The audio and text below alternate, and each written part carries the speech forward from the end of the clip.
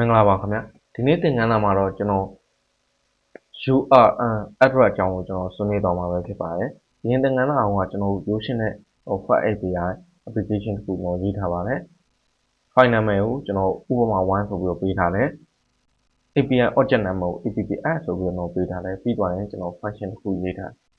function ရဲ့အပေါ်မှာကျွန်တော်ဗာရေးထားလဲဆိုရင် get ဆိုပြီးတော့ကျွန်တော်တို့ဒီမဲ့ string လေးနဲ့ကျွန်တော်မြင်းဆောင်လေးတော့ရေးထားဟုတ်ပြီဒီကောင်ကဘာလဲဆိုတော့ကြည့်လိုက်အောင်အရင်ဆုံးကျွန်တော်ဒီ file ကို run ဖို့အတွက်ကျွန်တော် unicode server လုပ်မယ် unicode ဆိုပြီးတော့ရေးလိုက်မယ်ရေးပြီးတော့ file နာမည်ရေးမယ်ရေးပြီးတော့API object နာမည်ရေးမယ်ပြီးတော့IP တွေပေါ့တွေပြောင်းအောင်မှာဖြစ်တယ်သတ်မှတ်ရမှာဖြစ်တဲ့အတွက် IP ကိုကျွန်တော်ကမသတ်မှတ်တော့ဘူး local host မှာပဲ run လုပ်ခြင်းနဲ့ပေါ့ကိုကျွန်တော်8000ပေးလိုက်မယ်ပြီးတော့ reload ကကြာဘာကိုပြောလဲဆိုတော့ notify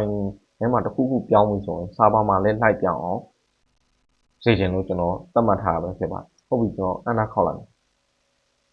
run သွားပြီဆိုရင် unicode running on http ဆိုပြီးတော့ပေါ်လာပြီပဲဖြစ်ပါဟုတ်ပြီသူ့ကို control လေးနှိပ်ပြီးတော့ click လေးနှိပ်လိုက်မယ်ဆိုရင်ပွင့်လာပထမဆုံးကျွန်တော်ပြောချင်တာကဘာလဲဆိုရင် URL address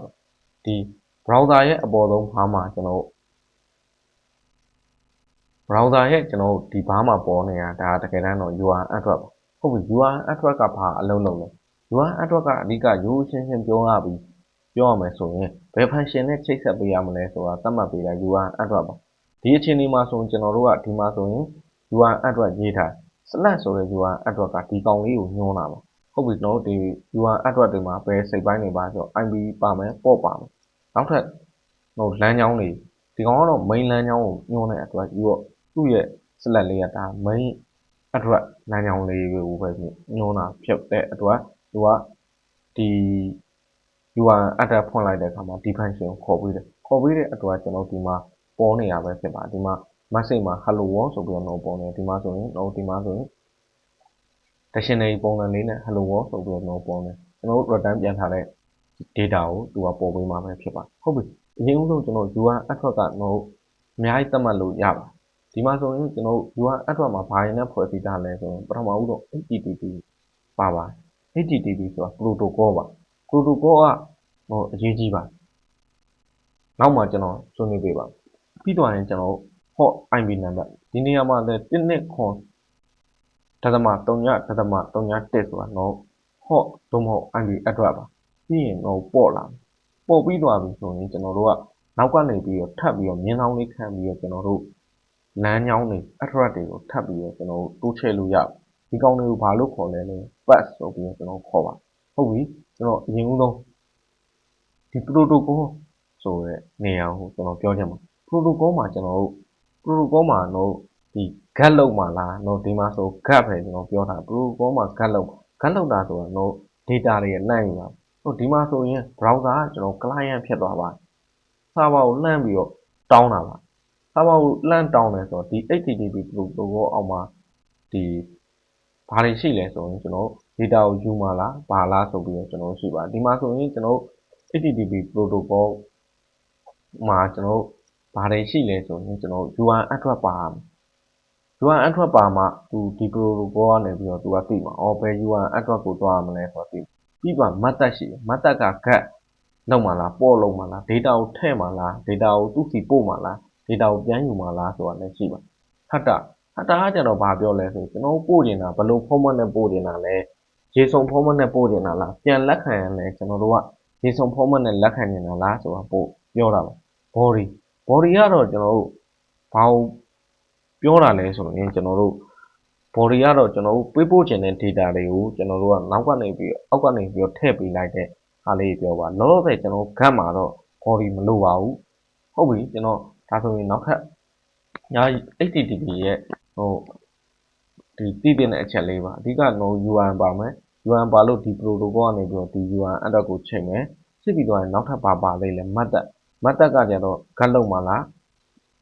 ပို့လုံးမှာလားပေါ့လုံးမှာလားဆိုရဲဟာဒီဟာပြောတာပါဟုတ်ပြီအဲ့ဒါဆိုရင်ကျွန်တော် HTTP အကြောင်းတော့အသေးစိတ်မဆွေးနွေးတော့ဘူးအဓိကကျွန်တော် URL address အကြောင်းကိုကျွန်တော်ဆွေးနွေးချင်ပါဟုတ်ပြီ URL address ကိုကျွန်တော်ထပ်ပြီးတော့တိုးချဲ့ဖို့အတွက်ကျွန်တော်ဒီနားလေးမှာကျွန်တော် URL address တစ်ခုထပ် function တစ်ခုထပ်ရေးလိုက်မယ်အဲ့ function ကိုနောက်ထပ် URL address တစ်ခုနဲ့ကျွန်တော်ထပ်ချိန်လိုက်မယ်အဲ့တော့ကျွန်တော် app add ဆိုပြီးတော့ကျွန်တော် object နာမည်ရေးလိုက်မယ်ပြီးတော့ကျွန်တော် get method ကိုပဲသုံးလိုက်မယ်ပြီးတော့ရင်တော့ဒီနားလေးကကျွန်တော်တို့က users user ဆိုပြီးကျွန်တော်ရေးလိုက်ရေးပြီးသွားပြီဆိုရင်တော့ဒီ URL ကဘယ်လိုဖြစ်သွားမလဲဆိုရင်ကျွန်တော်ဒီနောက်ကနေပြီးတော့ကျွန်တော်ဆက်သွားမယ် .users user ဆိုပြီးတော့ဖြစ်သွားမှာအဲ့ခါမှာဒီလမ်းကြောင်းမှာဘယ် function ကိုခေါ်မလဲကျွန်တော်တို့ကပြသဖို့အတွက်ကျွန်တော် ALYC ဆိုပြီးကျွန်တော်ရေးလိုက်မယ်ပြီးပြီးတော့ DES ဆိုပြီးရေးလိုက်မယ် function name ကိုကျွန်တော်ကြိုက်တာပေးလို့ရတယ်နော် get user user ဆိုပြီးတော့ရေးလိုက်ရေးပြီးသွားပြီဆိုရင်အောက်ကနေပြီးတော့ကျွန်တော် return ပြန်လိုက်မယ် return ကိုကျွန်တော်လောလောဆယ်ကြိုက်တာကျွန်တော်ပြန်လိုက်မယ်ကျွန်တော်မောင်ဆိုပြီးကျွန်တော်ပြန်လိုက်မယ်ဒီနေရာမှာကျွန်တော်ဘာကို return ပြန်ထားလဲဆိုရိုးရှင်းတဲ့ string တစ်ခုကိုတော့ return ပြန်ထားသတိထားမိလားမသိဘူးကျွန်တော် save ပေးလိုက်ပြီဆိုတော့အောက်ကဒီ server မှာ server run ထားတဲ့ file ကြီးကကျွန်တော် auto ကျွန်တော်တို့ update လုပ်နေတာဟုတ်ပြီအဲ့တော့ကျွန်တော်ဒီမှာဖွင့်ကြည့်လိုက်မယ် hello world ဆိုပြီးတော့ပေါ်ပြီးသွားရင်တော့ဒီနားလေးကနေပြီးတော့ရေးကြည့်လိုက်မယ် user user ဆိုပြီးကျွန်တော် enter ခေါက်လိုက်မယ်ဆိုရင်ကျွန်တော်မောင်ဆိုပြီးတော့ကျွန်တော်ဒီမှာလာပေါ်နေရမယ်ဖြစ်ပါဒီနေရာမှာကျွန်တော်ထပ်ပြီးတော့ဆွေးနွေးချင်တာကဘာလဲဆိုရင်ကျွန်တော်တို့ return ပြန်ထားတဲ့ data type အမျိုးအစားတွေကိုကျွန်တော် function ရေးကြတဲ့ကကျွန်တော်မမားရလေအောင်ကျွန်တော်ကြိုတင်ပြီးတော့ကျွန်တော်သတ်မှတ်လုပ်ရပါဟုတ်ပြီဒီနေရာမှာကျွန်တော် string ပြန်တဲ့အတွက်ကျွန်တော် function ရဲ့ခွင်းစာခွင်းပိတ်လေးရဲ့နောက်ကနေပြီးတော့ကျွန်တော်တက်လေးခံလိုက်မယ်ပြီးတော့ရင်ကျွန်တော်ဒီမှာ greater than လေးကျွန်တော်ရေးလိုက်မယ်ရေးပြီးသွားပြီဆိုရင်ကျွန်တော်ဘာအမျိုးအစားလဲ str ဆိုရင်ကျွန်တော်ဒါဒီနေရာမှာဆိုရင်ကျွန်တော် string အမျိုးအစားကို return ပြန်မယ်လို့ပြောထားတဲ့အတွက်ကျွန်တော် refresh ပေးလိုက်မယ်ဆိုရင်ကျွန်တော်ဒီမှာဆိုရင်မောင်ဆိုပြီးတော့ပေါ်နေမှာမမအောင် okay ဒါကျွန်တော်တကယ်တမ်း return ပြန်ထားတယ်မောင်ပြန်ထားတယ်အပေါ်မှာလဲ return ပြန်မယ်အမျိုးအစား string မျိုးစားဖြစ်တဲ့အတွက်ကျွန်တော် okay တကယ်လို့ကျွန်တော်ဒီနေရာမှာ string မရေးဘဲနဲ့ list ကိုကျွန်တော်ရေးလိုက်မယ် list ရေးလိုက်မယ်ဆိုကျွန်တော် return ပြန်မယ်လို့ပြောတာ list လို့ပြောထားတယ်ဒါပေမဲ့တကယ်တမ်း return ပြန်တာမောင် return ပြန်တဲ့အတွက်ကျွန်တော်ဒီမှာ URL ကို refresh ပေးလိုက်တဲ့အခါမှာ server error တက်ပါ internet server error ဆိုပြီးတော့တက်ပါဒါကတော့ကျွန်တော်တို့အပေါ်မှာသတ်မှတ်ထားတဲ့ဒီ data type အမျိုးအစားတွေကိုအောက်မှာ return ပြန်တဲ့အခါမှာလည်းဒီ data type အတိုင်းမပြန်တဲ့အတွက်တော့ error တက်တာပဲဖြစ်ပါဟုတ်ပြီတော့ list မျိုးစားပြန်မယ် list မျိုးစားပြန်ဖို့အတွက်ကျွန်တော်အပေါ်ကနေပြီးတော့ကျွန်တော် list တစ်ခုကျွန်တော်ရေးလိုက်တဲ့အခါမှာကျွန်တော်ဘယ်လိုလေးရေးမလဲဆိုရင်all user ဆိုပြီးတော့ရေးလိုက်မယ် all user ဆိုပြီးတော့ဒီထဲမှာ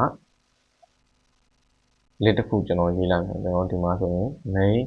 ဆိုရင်list ထဲမှာ dictionary ထည့်လိုက်မယ် name ပြီးတော့ရင်ကျွန်တော်ဒီနေရာမှာမောင်ဆိုပြီးတော့ကျွန်တော်ရေးကြည့်လိုက်ပြီးတော့ရင်တော့ဒီ list ကိုဒီအပေါ်ကဒီ all user ဆိုတဲ့ all user ကို return ပြန်လိုက်မယ်ဆိုရင်အဆင်ပြေပါဟုတ်ပြီကျွန်တော် refresh ပြန်ပေးလိုက်မယ်ဒီမှာဆိုရင် name ကမောင်ဆိုပြီးတော့ကျွန်တော်ပေါ်နေမှာပဲဖြစ်ပါဒီကတော့ကျွန်တော်မီဒီ data type မဆိုတော့ return ပြန်လို့ရတယ် data type ကျွန်တော်သတ်မှတ်ပြီးသွားပြီဆိုရင်တော့ကျွန်တော်အောက်မှာ return ပြန်လာလဲဒီ data type ဖြစ်မှာကျွန်တော်မှန်ကန်မှာပဲဖြစ်ပါဟုတ်ပြီတော့ဒီအပေါ်မှာဆို welcome မှာဆိုရင်ဘာ data type ဒီမှာဆိုရင်တော့ dictionary data type ဖြစ်တဲ့အတွက်သတ်မှတ်လိုက်မယ်ဆိုရင်တော့ဒီမှာ dict ဆိုပြီးတော့သတ်မှတ်လို့ရပါဒီမှာဆိုရင်ကျွန်တော်အမျိုးအစားတော့ http protocol method တွေကဘာ method get method တွေပါ get method ဆိုတော့ data ကိုရယူတာပါတော့ဒီ file ကြီးကတကယ်တမ်းတော့ကျွန်တော် server file ကြီး browser ကကျွန်တော် client ဟုတ်ပြီတော့နောက်ထပ်ဒီ Thread API မှာအဓိကကောင်းတဲ့အချက်ကဘာလဲဆိုရင်ကျွန်တော် documentation Swagger ဆိုတဲ့ documentation ရှိတာပါသူက UI မှာဟုတ်ဘယ် method တွေရေးထားတယ်ဘာတွေရေးထားတယ် document တွေကိုကျွန်တော်အကုန်လုံးဖတ်လို့ရတယ်အဲ့လိုဖတ်ဖို့အတွက်ကျွန်တော်အရင်ဆုံးဒီမှာထောက်လိုက်မယ်ထောက်ပြီးတော့ကျွန်တော် main URL ကိုတွားလာမယ် main URL http ဒီတော့ပေါ့နောက်ကဘာမှမပါဘူးဆိုတော့ဒီကောင် main URL လို့ခေါ်ပါဒီကနေပြီး docs ဆိုပြီးကျွန်တော်အနာခေါက်လိုက်မယ်ဆိုရင်တော့ဒီမှာဆိုရင် Thread API ဆိုတဲ့ documentation တော့ပါလာပြီနောက်ဒီမှာဆိုရင် get ဆိုတဲ့ method ရှိတယ်ဒီမှာလည်း get ဆိုတဲ့ method ဒီမှာတော့ကျွန်တော် welcome ဖြစ်တယ်ဒီမှာကျတော့ get user ဆိုပြီးတော့ကျွန်တော်သက်ပေးထားဒီမှာဆိုရင် welcome ဆိုပြီးတော့ကျွန်တော်ပေါ်နေတယ်ဒီမှာဆိုSERS user ဆိုပြီးတော့ကျွန်တော် function နာမည်လေးတွေဒီမှာထိုးနေတာပဲဖြစ်ပါဟုတ်ပြီတော့ဒီကောင်ကနေတစ်ဆင့်နဲ့ကျွန်တော်ပေါ်လို့ရပါသူ့မှာတော့ကျွန်တော် information အပြည့်အစုံကျွန်တော်ပေးထားပါတယ်ဟုတ်ပြီကျွန်တော်ဒီကောင်လေးကိုကျွန်တော် run ကြည့်လိုက်တကယ်လို့ကျွန်တော်အပေါ်ဆုံးက welcome ကိုနှိပ်ပြီးဆိုရင် welcome ဆိုပြီးတော့ပေါ်နေရမှာ try out နိုင်မယ်ပြီးတော့ exclude ဆိုပြီးတော့နှိပ်လိုက်မယ်ဆိုရင်တော့ဒီမှာဆိုရင် server response ပြန်ပေးပါတော့ဟုတ်ဒီ client ကိုတော့ response ပြန်တာ200ဆိုတာတော့နောက်ပိုင်းဒီ code တွေအကြောင်းလည်းတော့ဆွေးနွေးအောင်လောတယ်တော့အောင်မြင်တယ်ဆိုပြီးတော့ပြောတာပါဒီမှာဆို message ဆိုပြီးတော့ hello world ဆိုပြီးတော့ပေါ်ပါတယ်ဟုတ်ပြီနောက်တစ်ခုနှိပ်ကြည့်လိုက်မယ်ဒီမှာဆိုရင်ကျွန်တော်ခက်ကိုနှိပ်လိုက်မယ်ဆိုရင်ဒီကောင်ထောက်လိုက်မယ် try out နှိပ်လိုက်မယ် exclude နှိပ်လိုက်မယ်ဆိုရင်ကျွန်တော်ဒီမှာဆိုရင်ဘာပေါ်ရမလဲဆို list ထဲမှာကျွန်တော် dictionary တစ်ခုရှိမယ်ဒီမှာဆိုရင် list ထဲမှာ dictionary မောင်ဆိုပြီးကျွန်တော်ပေါ်ပါဒီကောင်တော့ဒီ Swagger user ရဲ့လောက်ဆောင်ပါမှာဟုတ်ပြီတကယ်လို့ကျွန်တော် server ကိုပိတ်ချင်တယ်ဆိုရင် control ရဲ့ C ရဲ့နှိပ်လိုက်မယ်ဆိုရင် server ပိတ်သွားပါ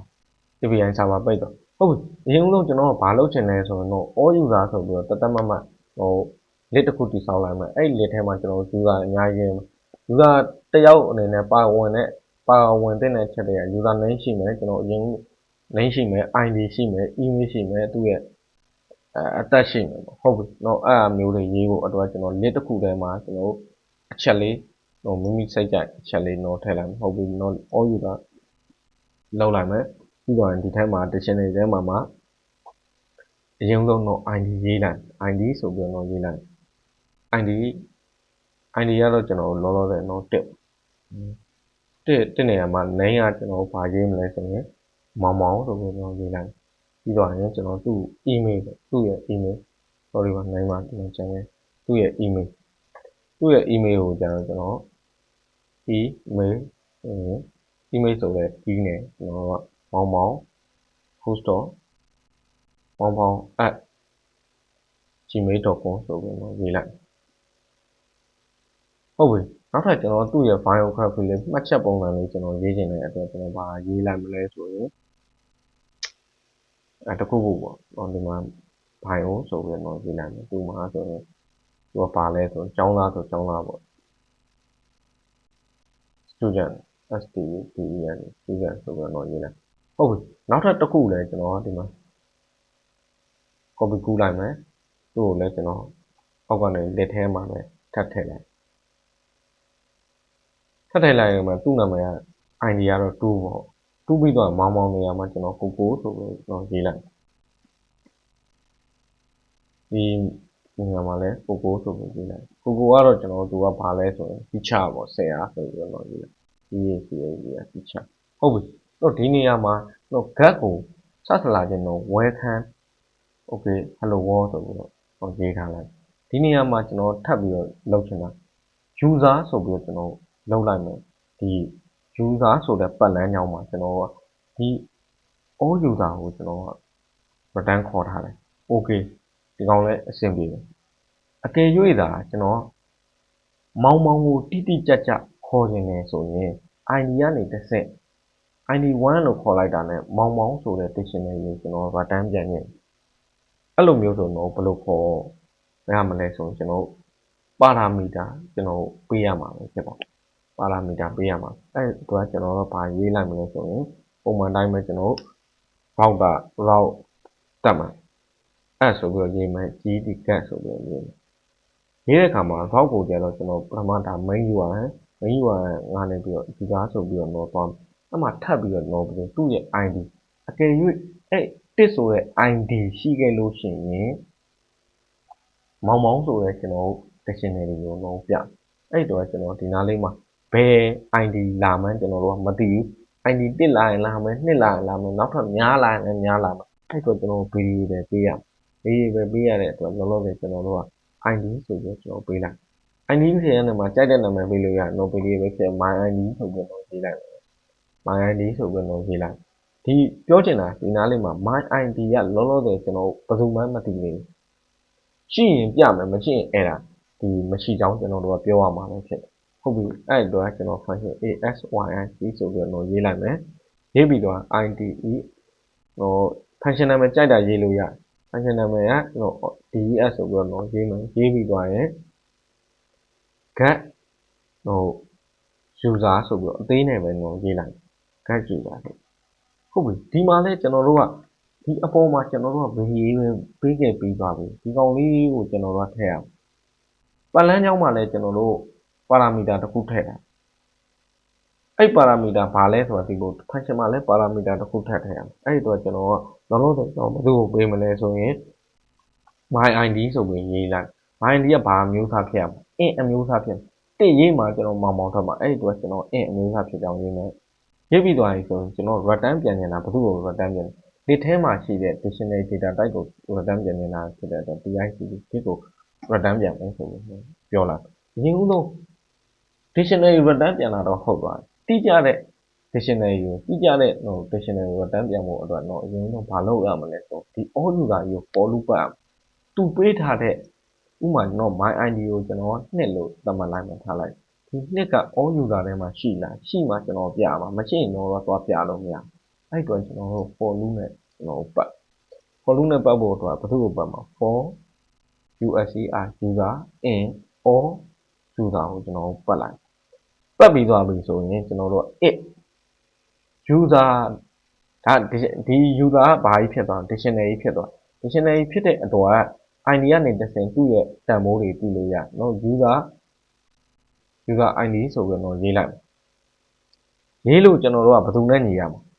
my id နဲ့ညီရ my id my id နဲ့ညီတယ်ဆိုရင်နော် my id ကတော့လောလောဆယ်ဘယ်ခဏမှမသိတယ်လို့နော်ပရိယေပဲပေးတာ my id နဲ့ညီတယ်ဆိုရင်ကျွန်တော်ဘယ်သူ့ကို return ပြန်ရမလဲအဲ့ user ကတွေ့ပြီဆိုပြီးတော့ user ကြီးတစ်ခုလုံးဆွဲရအဲ့တော့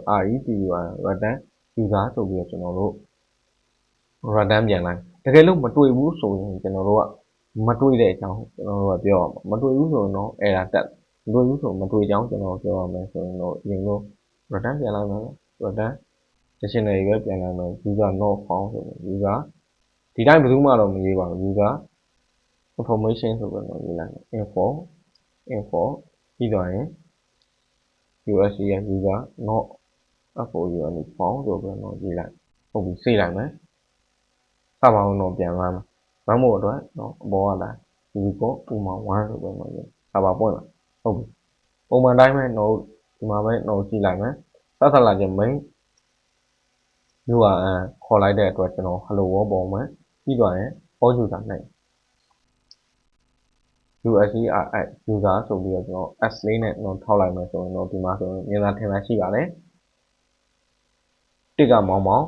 ကိုတခြားဆိုပြီးတော့ရှိရင်ဒီမှာဆိုရင်တော့ raw data ဆိုရင်တော့ဒီမှာပုံမှန်လေးနဲ့ပေါ်ပါဟုတ်ပြီကျွန်တော်ဒီမှာဆိုရင်ဒီကုန်းလေးကျွန်တော်ဒီကောက်လေးတော့2ဆိုပြီးတော့ထောက်လိုက်2လို့ထောက်လိုက်ပြီဆိုတော့အဲ့2လေးကဘယ်သူစီရောက်သွားလဲဆိုရင်အဲ့2လေးကဘယ်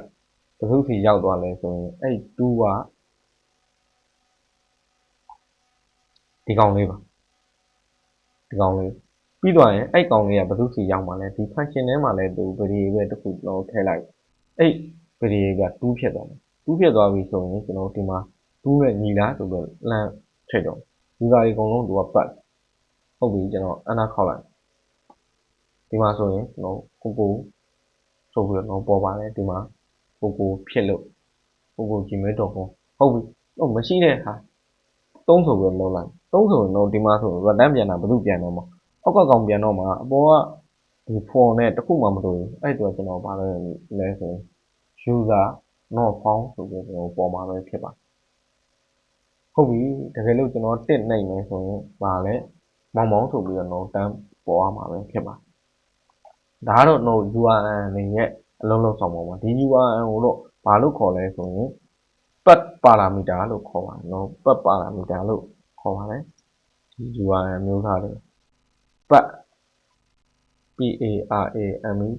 ပါရာမီတာဆိုပြီးကျွန်တော်ခေါ်ပါကျွန်တော်ဆွေးနွေးချင်တာကတော့ဒီနေ့ကတော့လောက်ပါပဲကျေးဇူးတင်ပါတယ်ခင်ဗျာ